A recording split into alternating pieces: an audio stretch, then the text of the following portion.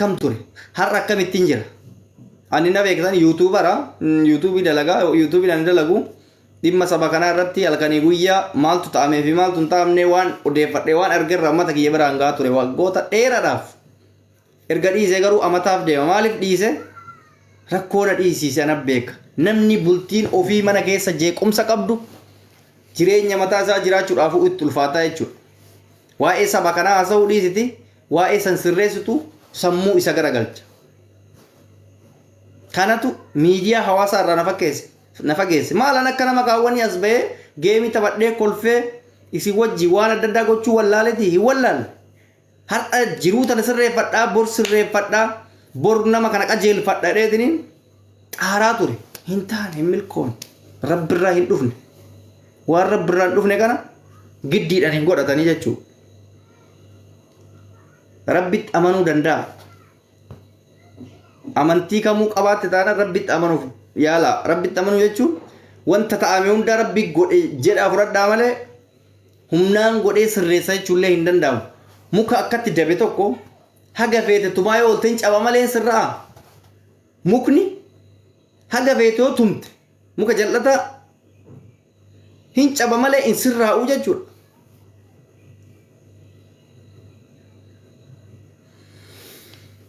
kanaaf ammallee irra deebi'ee waan hunda naasa'u hamas hin dubbadhu isinis hin arrabsu isin arrabsitan jedhanii isin maatii kiyya arrabsitan mataan ganna garagalchitan reedii ilma akkana reedii maal jettanii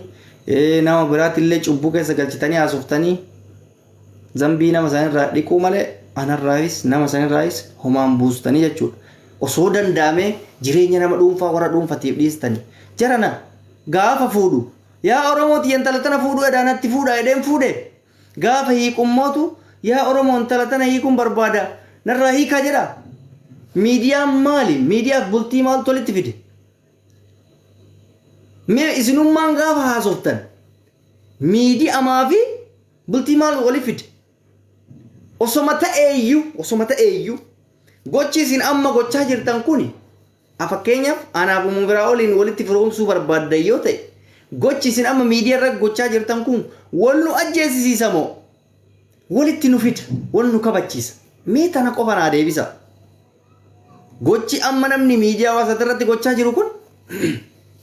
anaafisii walitti buusa moo anaafisii walitti araarsa jedhan mee isinummaan jedha namni summa billaa lazim sitti fakkeessa sidii gudhaafi inumaa osoo dubbiin teenna jabduu ta'uu baatte wallaahi wa billaahi hinaafadha kun wal ajjeesisiisu barbaada namni kenna akka anaafisii wal ajjeesse yookaan inni si ajjeesse yookaan isiin ajjeeste miidiyaa kanarraa ashaangullitti boo'icha akkanatti baluun du'e maal akka jedhamu barbaadan wanti xaaramaa jiru isa kana ani sin godhu of duratti sin yaadullee waan akkasii dirqama namni kenna haqa isaa beekuudhaaf tokko du'uu qaba akkas namni kenna akkas barbaada maal adda ba'uun osoo jiru wal ajjeesuu maaltu fide wal sattaruun osoo jiru wal saaxiluu maaltu fide jara naan obboleettii mana keessaa qaba bar obboleettii saddeet wajji dhaladhe obboleettii takka osoo hin ta'in ani ilma dhiiraa nama lama dubartii saddeet qaba obboleeyyan tiyya hundi hiree mataa ofii eeggachaa jirti hiree obboleeyyan tiyyaa saniif jedhee nama yaaduudhaan har'a obboleettiin tiyya takka waan akkanaa balleessite jedhee satrii isiin dhooru ol baaseen dubbadhu wal sattaraa jedhe rabbiin dirqama rabbi biraayyuu hin ga'inaa oromoon safuu qaba inni jedhamu sun bar wal sattaru waan sattaru jedhamu kana safuudha bar safuun mataansa satrii isa jedhamu kana wal sattaraa waan jedhamu kanatu safuu jedhamee oromoon biratti dhufe osoo anamma akkuma amma na arrabsisuuf jirtan kana osoo anamma bara kana na goote kana icitti akkana rakkoo kana nu jidduu jira jedhee dhugaa hundol yaase safuu jettan nan beeka maaliif dura waan san dhaga'uuf akkana jettan yoo dhageessan immoo way safuu way cubbuu way maal akkas waan akkasii hin beekaan maal oromoo miti ati maal ati ilma namaati ilma muslimaati miti akkamitti dubartii ajaa'isii yookaan rakkoo isii akkatti ol baasta maal irraan darbituufi maal ofirraan dhiistu wal dhiisuun osoo jiru kana akkana jettan nan beeka dhugaa miti dubbiin kun dhugaadha gara hundattuu hin danda'amu namni kenna yoo dhugaa kee dubbattellee rakkoodha yoo dhoysitellee rakkoodha mee akkam taana jara kenna mallummaan maaliin nu dhibee bar dubbannee haqa baasuudhaaf safuun beektuu maalii jettee maalii jedhan yoo mootuu callisan ati akkanaati cubbuu gootee maalii gootee jedhan jara kenna wallaahi wabillaahi adda baanee baatii 4-5 ol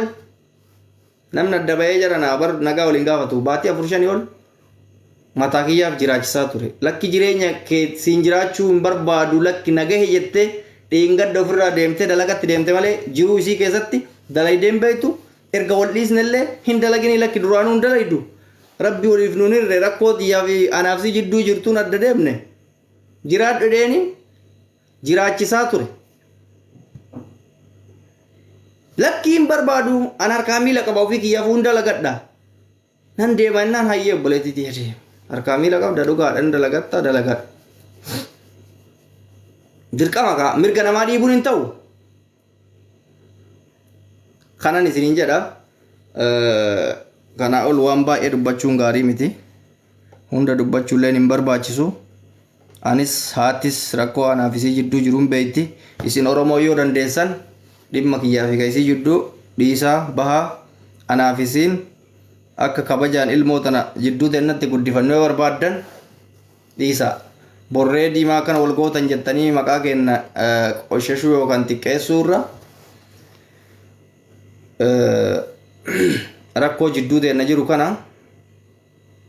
dhiistanii yoo dhiistan furama rakkoon kiyyaaf isii jidduu jiru yoo dhiistan furama irra deebi'ee akkasinitti rakkoo anaaf umuufiraa wal jidduu jiru yoo dhiistan furama yoo dhiistan ilmoon keenya kunis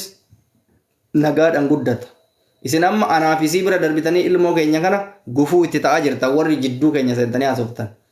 ilmoo bishaan dhalate kana akka nuti hin guddifanneef jidduu seentanii anaaf ilmoo teeyyaa fi isii fi ilmoo isii adda dhiibaa jirta warri miidiyaa kun dhiisa addan dhiibina an isin jettaniif isin miira keessa galtaniif waan isin jettan san jala deemee nama godhuu miti ilmoo haadharraa baasee hin jiraachisu anillee ofii kiyyaa ilmoo tiyyarraa bahee hin jiraadhu biyya takka jirra ilmoon ka isiitiin laalladha ilmoon kiyyaan laalladha rakkoo tiyyaa fi isii jidduu jirtu anaaf isii waliin beeyna furachuufi sanga yaalleen beeyti maanguddoo fi seerri wanni hundi aga nuu laalee hin beeka jidduu teennatti namni meeqa akka miidhame hin beekna sigale nuuf dhiisa namni kanarra darbitanii dhaamsa namummaa fi oromummaa fi islaamummaa isinii kaa'ee kana bira darbitanii nu xiqqeessitan nurraa dubbattan rabbii guddatti isin dhiifadhe guyyaa qiyaamaa guyyaa duuneerraa gaafatamta lafa addunyaa kana irratti illee rabbiin cubbuu keenyaa agarsiisu qulqullummaa garaa kiyyaatiin isinitti yoon dhuguma ani qulqullummaa qabaadhe yoon an dhuguma nama daangaa namatti hin darbine ta'e warri natti darbitan rabbii kiyyaaf jecha rabbitti isin dhiifadhe lubbuudhanis osoo jirtu rabbiin rakkoo tiyyatan sirraa naa ga'u gaafa duute immoo anaa miti rabbi si gaafata cubbuu har'aa mataadhaan itti tartan kana wallaahi wabillaahi maatii keessaniin isin yaa deebisu takkaa nama baareen beekan garuu natti darbitan na tuqtan waan ani hin beekne fi waan ani keessa hin jirre narra keessan obboleettiin tiyyata koomentii barreessitullee obboleessi kiyya koomentii barreessullee rabbii kiyyaaf jedhee wallaahi wabillaa haqa rabbiitiif jecha rabbitti isin dhiifadhe rabbumatti isin dhiifadhaan isin arrabsu isin na arrabsitan hin beekaan isin arrabsu afaan ittiin isin arrabsu qabu afaan kiyya kun faaruu fi afaan nagayaa malee afaan arraba naan uumne rabbiin naan kenne nan danda'ullee afaanii na bahee hin danda'u afaanii na bahee hin danda'u rabbitti isin dhiifadhe ammallee irra deebi'ee keessattuu warri koomentii ala deemtanii akkana ta'ee maalii isee maalii jettanii waan hin beekne cubbuu keessa seentan wallaahi wabillaahi rabbi isin dhiifadhe biyya ala jirtaami rabbiin osoo biyya jirtu sanii isin galchin meleketa maqaa kiyyaa sitti agarsiisu warri koomentii warri ganna xiqqeessitan warri waan ani hin qabne narra keessan rabbii fi ilaahii kiyya qofatti isin dhiifadheera inshaallah maatii keetiin siin haa deebi'u cubbuun narra ga'e kun iznii rabbiitiin laal ji'a shawwaal keessa jira laal kaleessa ramadaan ni bahettanii Ramadaana qabaa anaan qabdan. Anaa waa takka quban qaba. Anaa miidhama kan jaarsi naa beeku, kan hiriyaan naa beektu, kan isiin naa beektu, kan warri miidiyaan beekne. Kan warri miidiyaan beekne. Ammallee rabbii kiyya ciisee isin kadha. Wallaahi wa billaahi rabbii kiyya isin kadha ciisee. Insha Allah. Warri na arrabsitan ammallee isiniin dhiisuan. Isiniin dhiisuan rabbii kiyya jecha.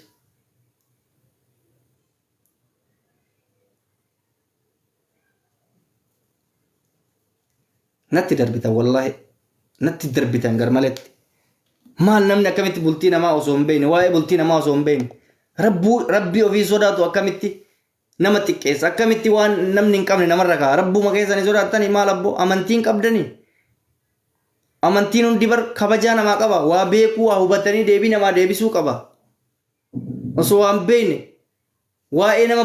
badhee qofa dhagaanii akkamitti nama abaara namni rabbi sodaadhuti. Aboon irratti hin dawwalina warri narra dawwalta. Rabbii filaayee sodaadha naan dawwalina. Namni akkamitti waa'ee miidiyaa sooshaal miidiyaa irra deemu namni meeqaa namni osoo si jaalana naan jedhu fa'a. Ani wannan taajjabe tokko maaliin beektanii? Osoo wannan ni godhe kunuyyuu dhugaa akka ta'u taate na gorsuun hin jiru jechuudha. Wanno na jettan malee na gorsuun takka hin jiru. Ana daran badaa na gootanii malee jechuudha. Bar osoo ma dubbiin kiyya aboo oyaa naman bollokee dhufu.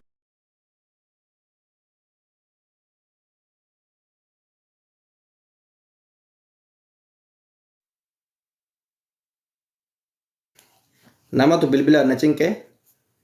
ani narratti bilbilina dhiifama naa godhaa jechuun laayif moobaayilii lama waan hin fayyadamaa hin jirreef Allah akbar lakkoofsa jijjiiratanii dawwalan. Liif irra waan jiruuf hin dawwalina. Kanaaf dubbiin baay'attee farratti hin fe'anii namni waa sammuu qabu keessaa qabadhaa. Namni kun ka rabbiin of wallaalchise homaa gochuu hin danda'u. Rabbii kiyyatti ofirraa dhiisee waan jiruuf akkasitti naa hubadhaa.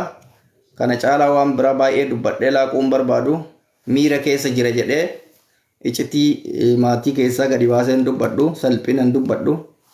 Ani ilma salphaatii miti ilma nama guddaati ilma Oromooti eegale. Kanaaf akkasitti naa hubadhaa isiniin jedha hunda keessanuu. Assalaamu alaikum warahmatullahi wabarakatuh. Isin jaalladhaa isin kabajaa. Warri na kabajan warri na jaalatan rabbi sinaa kabaju rabbi sinaa jaalatu. Yoo dandeessan nama hubachuudhaaf yaala.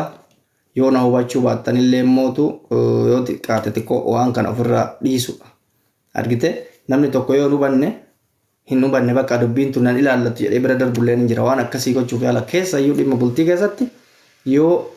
danda'ame araarsa. Dadhabamummoo tasgabbeessa dadhabamu hoo jalaa hafaa dhiisa. Bultiidha dhimma bultii abbatu sirreeffataadhaa dhiisa akkasitti ilaala. Maaliif nama walitti hammeessitanii akka namni wal balleessuuf kaka'umsa namaan ta'ina.